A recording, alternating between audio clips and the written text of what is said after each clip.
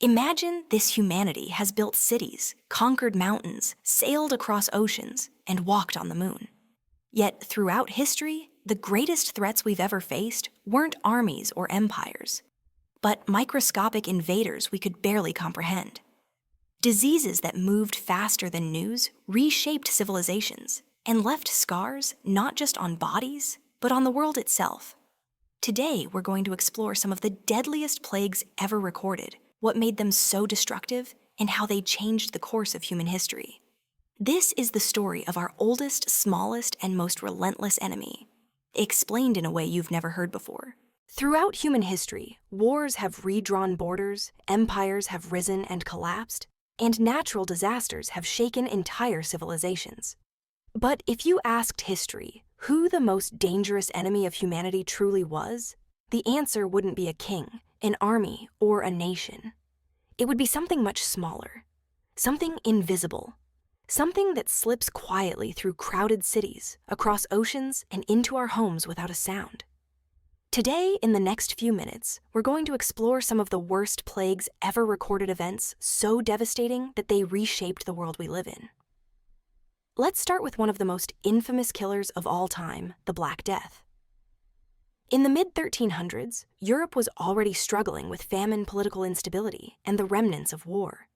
But then ships began arriving from the Black Sea, with sailors who were barely alive. Some were already dead. On their bodies were strange dark swellings, buboes, filled with blood and pus. Nobody understood what was happening. But the moment those ships docked, Europe stepped into the darkest chapter of its history. The Black Death caused by the bacterium Yersinia pestis spread primarily through fleas riding on rats. But this explanation almost undermines how terrifying it was. Because the real story is how fast it traveled. Entire towns would report their first case. And then within weeks, sometimes days, half the population was gone. In some regions, up to 90% of people died. Imagine walking through a city where the streets were empty, markets silent, and entire families vanished. Historians estimate that between 30 and 50% of Europe's population died within just 4 years. To put that into perspective, if the same thing happened today, Europe would lose hundreds of millions of people before the next World Cup. But the Black Death didn't just kill people, it killed systems. With so few workers remaining, wages rose dramatically. Farmers demanded better treatment. Serfdom cracked. Organizations that had existed for centuries suddenly collapsed under the weight of social and economic chaos. And many historians believe this collapse helped usher in something completely unexpected: early conditions that later fueled the Renaissance. In a strange, tragic way, the plague cleared the ground for a new world to grow. Next, let's jump forward to 1918, when the world had just emerged from the horrors of World War I. Millions of soldiers were returning home, exhausted, traumatized, and weakened. But as they traveled back to their towns and cities, they unknowingly carried something much more lethal than any weapon they had seen on the battlefield: the Spanish flu. Unlike the Black Death, this plague lasted only about 2 years. But in that short time, it killed between 50 and 100 million people, more than the First World War itself. This virus had a particularly cruel characteristic: it didn't target the elderly or the very young the way most flu strains do. Instead, it killed healthy adults in the prime of their lives, especially those between 20 and 40. And the reason why is one of the strangest twists in medical history. When the virus entered the body, it triggered what's known as a cytokine storm. The immune system didn't just react, it overreacted. It unleashed a chemical barrage so intense that the body essentially damaged itself in an attempt to fight the virus. And who has the strongest immune systems? Young adults. In a tragic irony, their strength became their vulnerability. The Spanish flu spread through military camps, busy cities, and transportation routes with extraordinary speed. In some communities, the virus wiped out entire households overnight. Doctors were overwhelmed, medical supplies ran out, and the world, already exhausted from war, found itself facing a new and invisible threat. But this plague did something important. It changed how the world approaches public health. It led to early forms of global disease surveillance and helped shape the foundations of modern virology. humanity realized that viruses could be just as deadly as wars and far harder to stop.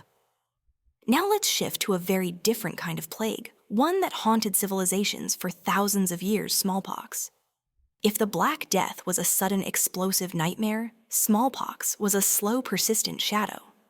It didn't strike once. It stayed for centuries. Smallpox likely existed since ancient Egypt, and over its long lifetime, it killed hundreds of millions of people. The disease produced high fever exhaustion and a distinctive rash that left survivors covered in permanent scars. For many, it also caused blindness. And with a fatality rate of about 30%, it was one of the most feared diseases in the world. What makes smallpox especially interesting is how humanity eventually defeated it. In the late 1700s, a British doctor named Edward Jenner noticed something curious: milkmaids who had contracted a mild illness called cowpox seemed to be immune to smallpox. So he developed a method to intentionally expose people to cowpox in order to protect them from smallpox. It was the spark that created the world's first vaccine. This discovery eventually led to one of the greatest achievements in medical history: the complete eradication of smallpox. In 1980, the World Health Organization declared that smallpox had been wiped from the planet, the first human disease ever eliminated by science. It was proof that humanity could fight back and win. But while smallpox was fading, another plague was emerging. In the early 1980s, doctors around the world began seeing patients with a strange cluster of symptoms: severe infections, rare cancers, and immune systems that seemed to have collapsed out of nowhere. It didn't take long to realize they were dealing with something entirely new: HIV. Unlike the rapid killers of the past, HIV spread slowly and quietly.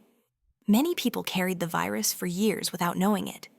But once HIV had weakened the immune system enough, the body could no longer protect itself from illnesses that would normally be harmless. It was as if the virus systematically dismantled the security system of the body, leaving every door unlocked. Since the beginning of the epidemic, HIV has claimed more than 40 million lives. But its story is different from other plagues because it also reveals how science can transform despair into hope. Over several decades, researchers developed antiviral medications that can suppress the virus, allowing those infected to live long and healthy lives. What was once considered a death sentence has become a chronic, manageable condition. And ongoing research has even brought humanity within reach of a potential cure and effective vaccines. Now let's turn to a plague that every single person watching this lived through: COVID-19. In late 2019, a cluster of mysterious pneumonia cases appeared in Wuhan, China. At first, it seemed like a local outbreak, tragic but contained. But the virus responsible SARS-CoV-2 had a trait that made it incredibly difficult to track and control. Many infected people showed no symptoms at all. They felt fine, they moved around as usual, and they unknowingly spread the virus everywhere they went. Once COVID-19 escaped into the global population, it became the fastest spreading pandemic in modern history. Countries closed borders, cities went silent, and billions of people found themselves staying indoors for weeks or months. Schools and offices shifted online. Travel collapsed. Entire industries struggled to survive. And yet, in the middle of this global disruption, something extraordinary happened. Scientists from around the world moved faster than any medical team in history. Within months, they decoded the virus's genome, shared data internationally, and began developing new kinds of vaccines based on mRNA technology.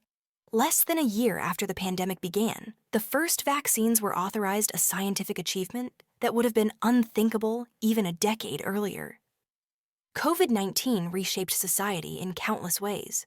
Remote work became normal. Telemedicine expanded. Global supply chains were reevaluated. And the world realized just how interconnected and fragile our systems truly are. But these aren't the only plagues worth mentioning. Throughout history, several others left deep marks on human civilization. For example, the Justinian plague of the 6th century ravaged the Byzantine Empire, killing tens of millions and nearly collapsing the Eastern Roman world. It was the first historically documented pandemic of bubonic plague, and may have prevented Emperor Justinian's dream of restoring the Roman Empire. Then there's cholera, a waterborne disease that has caused 7 major global pandemics since 1817. Cholera outbreaks forced nations to overhaul sanitation water systems and public health policies. Many of the clean water and sewage infrastructures we take for granted today were built because cholera made the alternative too deadly to ignore. And even the Roman Empire wasn't spared. The Antonine Plague, likely caused by smallpox, devastated Roman armies and weakened the empire at a critical moment in its history. Some historians argue it helped accelerate Rome's eventual decline. When you step back and look at all these events, a pattern emerges. Plagues have done more than kill people. They have disrupted economies, reshaped politics, and transformed societies. They forced innovations in science, medicine, and public health. They exposed weaknesses in civilizations and pushed humanity to adapt. Every major plague in history carries the same lesson: our biggest threats are often the ones we can't see. But these same invisible enemies have also pushed us to become smarter, more collaborative, and more resilient. They've shown us that while disease can spread quickly, knowledge and innovation can spread even faster. And perhaps that is the real story hidden inside these dark chapters of history. For every plague that tested humanity, humanity eventually responded with something stronger: curiosity, cooperation, and science. We survived the Black Death. We survived the Spanish flu.